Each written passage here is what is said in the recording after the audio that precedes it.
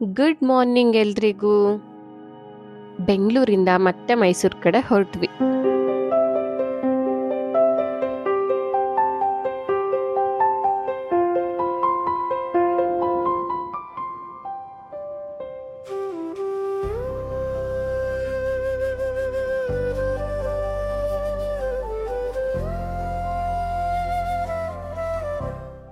ಮೈಸೂರಲ್ಲಿರೋರಿಗೆ almost ಈ ದೇವಸ್ಥಾನ ಯಾವುದು ಅಂತ ಗೊತ್ತಿರುತ್ತೆ. ಇದು ಪಾಂಡುರಂಗನ ದೇವಸ್ಥಾನ. ಅಲ್ಲಿ ವಿಶೇಷವಾದ ಪೂಜೆ ಇತ್ತು. ತುಂಬ ಅಂದರೆ ತುಂಬ ಚೆನ್ನಾಗಿ ಪೂಜೆ ನಡೀತು. ಪೂಜೆ ಎಲ್ಲ ಮುಗಿಸ್ಕೊಂಡು ಪ್ರಸಾದ ತಿಂದು ಅಮ್ಮನ ಮನೆ ಕಡೆ ಹೊರಟ್ವಿ.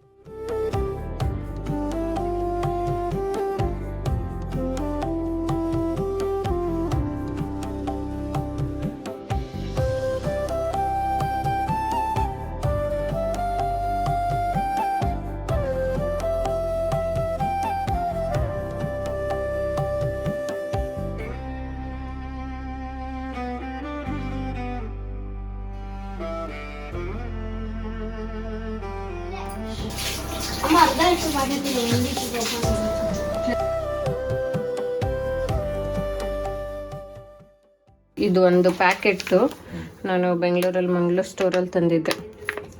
ಇದು ಒಂದು ಅಷ್ಟು 100 ಗ್ರಾಮ್ ಐತೆ. ಈ 100 ಗ್ರಾಮ್ಗೆ ನೀವು ಸಕ್ಕರೆನಾದರೂ ಹಾಕೊಬೋದು, ಇಲ್ಲ ಬೆಲ್ಲನಾದರೂ. 100 ಗ್ರಾಮ್ 150 ಗ್ರಾಮ್ ಎಷ್ಟೋ ನಿಮ್ಗೆ ಸ್ವೀಟ್ ಎಷ್ಟು ಬೇಕಷ್ಟು. ಸ್ವಲ್ಪ ಏಲಕ್ಕಿ ಪುಡಿ, ಒಂದು ಅರ್ಧ ಲೀಟ್ರ್ ಹಾಲು. ಇದೊಂದು ಪೌಡ್ರು ಇನ್ಸ್ಟಂಟಾಗಿ ಗಿಣ್ ಮಾಡ್ಕೊಬೋದು. ಇದು ನೋಡಿ, ಇದು ಹಾಲು ಪುಡಿ ಥರ ಇರ್ತದೆ. ಅದು ಹಾಲು ಪುಡಿ ಥರ ಇರುತ್ತೆ ಅಷ್ಟೇ, ಇನ್ನೇನು ಇರಲ್ಲ ಇದರಲ್ಲಿ ಮಿಕ್ಸು. ಅರ್ಧ ಲೀಟ್ರ್ ಹಾಲು ತಗೊಂಡಿದ್ದೀನಿ. ಬೆಲ್ಲ ಇಷ್ಟು ಹಾಕಲ್ಲ, ಸ್ವಲ್ಪ. ಅಜ್ಜಿ ತಾತ ಎಲ್ಲ ಕಡಿಮೆ ಅಲ್ವಾ ಸ್ವೀಟ್ ತಿನ್ನೋದು, ಸ್ವಲ್ಪ ಹಾಕ್ತೀನಿ ಬೆಲ್ಲನ. ಇದರಲ್ಲಿ ಒಂದು ತುಂಬ ಬೌಲ್ ಹಾಕ್ತೀನಿ ಅಷ್ಟೇ, ಒಂದು ಸ್ವಲ್ಪ ಪೌಡರ್ ಅಷ್ಟೈತೆ. ಅದ್ರಕ್ಕೆ ಬೆಲ್ಲ ಇಲ್ಲ ಸಕ್ಕರೆ. ನಾನು ಬೆಲ್ಲ ಹಾಕ್ತೆ, ಏಲಕ್ಕಿ ಪುಡಿ ಇದ್ರೊಳಗಡೆ ಹಾಕೈತೆ. ನೋಡಿ ಕಲರ್ ಹೆಂಗ್ ಚೇಂಜ್ ಆಯ್ತು. ಅಜ್ಜಿ ಬೆಲ್ಲ ಕೊಟ್ಟಿತ್ತಲ್ಲ, ಇದ್ರಲ್ಲಿ ಒಂದು ಬೌಲ್ ಇಷ್ಟ ಆಯ್ತು. ನಾನು ಒಂದು ಬೌಲ್ ಹಾಕಿದ್ದೀನಿ ಅಷ್ಟೇ, ಎಣ್ಣೆ ಕರಗಿಲ್ಲ. ಕಲರೇ ಚೇಂಜ್ ಆಯ್ತು. ಪೌಡ್ರು, ಏಲಕ್ಕಿ ಪೌಡ್ರು, ಬೆಲ್ಲ ಮತ್ತೆ ಹಸಿ ಹಾಲು. ಹಾಲೇನು ಕಾಯಿಸೋದು ಬೇಡ, ಕಾಯಿಸಿ ಹಂಗೆ ಮಿಕ್ಸ್ ಮಾಡಿ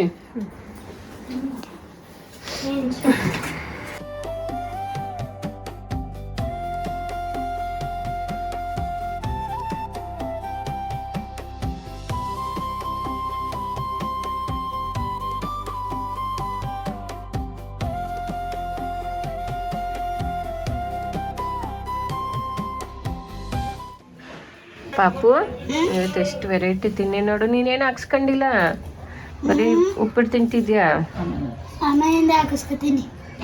ನೋಡಿಲಿ, ಉಪ್ಪಿಟ್ಟು, ಉಪ್ಪಿನಕಾಯಿ, ಮೊಸರನ್ನ. ವಂಶ, ಅವಾಗೆಲ್ಲ ನಾವು ಹಿಂಗೆ ತಿಂತಾ ಇದ್ದಿದ್ದು. ಹಣ್ಣು ಕಟ್ ಮಾಡ್ಕೊಂಡು ತಿಂದಿದ್ದು ನೆನಪೇ ಇಲ್ಲ. ಸೀಬೆಕಾಯಿ, ಇದು ಮಾವಿನ ಹಣ್ಣು ಎಲ್ಲ ಹಂಗಂಗೆ ಒಂದೊಂದೇ ಉಂಡೆ ತಿನ್ಕೊಳ್ಳವು. ಬಾ.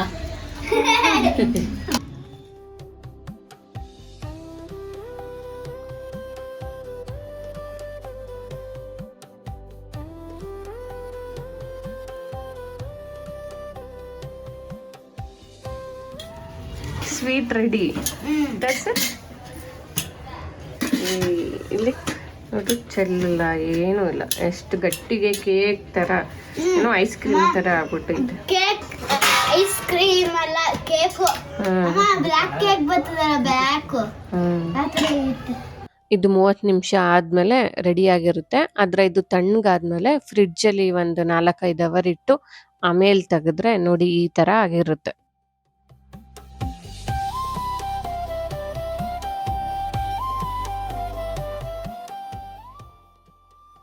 ಕೆಳಗಡೆ ಇನ್ನ ಜ್ಯೂಸಿ ಜ್ಯೂಸಿ ತರ ಇರುತ್ತೆ ಅಂಶ. ಐಸ್ ಕ್ರೀಮ್ ಬಂತು. ಅಲ್ಲಿ ಬೆಲ್ಲದ್ದು ಕರ್ಗಿರೋದ ತರ ಬರುತ್ತೆ. ಕೂವತ್ತಲ್ಲ ಕಣ, ಕೂವತ್ತ ಸೂಪರ್ ಆಗೈತೆ. ಸಮಾಧಾನ ಆಯ್ತಾ ಪಾಪು? ಹೆಂಗೈತೆ? ನೀನು ಹೇಳಲಿಲ್ಲ ಟೇಸ್ಟು. ಚೆನ್ನಾಯ್ತಾ? ಮಾರನೇ ದಿನ ಏಕಾದಶಿ ಹಬ್ಬ ಇತ್ತು. ಅಮ್ಮ ಹಿಂದಿನ ದಿನನೇ ಒಬ್ಬಟ್ಟೆಲ್ಲ ರೆಡಿ ಮಾಡಿ ಇಟ್ಕೊಂಡಿದ್ರು.